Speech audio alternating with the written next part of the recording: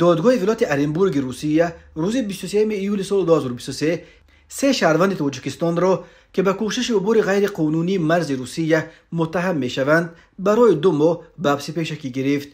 بنا به اطلاع رسمی این سه زاده تاجیکستان قبلا در روسیه با جرم دست داشتن در جنایت‌های وزنین و میانه محکوم به زندان شده بعد ادای جزایشان از روسیه اخراج و از حق عبور مرز این کشور محروم شده بودند. اما آنها با وجود آن که از حق عبور مرز روسیه محروم بودن خود را میدانستند تلاش کردند که به هر راه و وسیله خود را تا روسیه برسانند. آنها در این بابت توانستند با یک راننده ساکن ولایت ارنبورگ که با فورش از آسیای مرکزی به روسیه تربوز میبرد معامله کنند. این راننده به احتمال غالب در عوض پول راضی شده است که سه شهروند تاجیکستان را در داخل تربوزها پنهان کرده از مرز گذراند.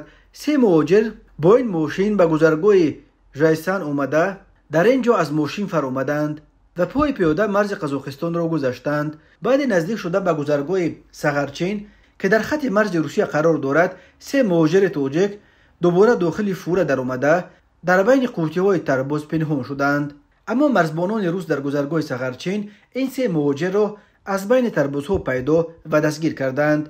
هر سه را برای 2 ماه به حبس پیشکی گرفته نسبت به آنها بر اساس قسم 3 ماده 332 کودکس جنایتی روسیه با اتهام عبور غیر قانونی مرز روسیه از جانب گروه شخصان با مصلحت پیشکی پرونده جنایتی گشودند. به آنها بر اساس این بند قانون تا 5 سال زندان تهدید میکند. راننده فوره نیز برای خود درد سر جدی خرید. نسبت به وی بر اساس قسم 1 ماده 322 کودکس جنایتی روسیه با اتهام تشکیل مهاجرت غیر قانونی پرونده گشودند و به او تا 5 سال زندان تهدید میکند. ماشین فوره نیز همچون دلیل شایع گرفته شده است. هر سال مقامات روسیه 10,000 مهاجر را از حق عبور مرز این کشور محروم میکنند. خارجی هایی که در روسیه با یگان جرم زندانی میشوند نیز در پی ادای حکمشان از روسیه اخراج و از حق بازگشت به این کشور برای مدت طولانی محروم کرده میشوند.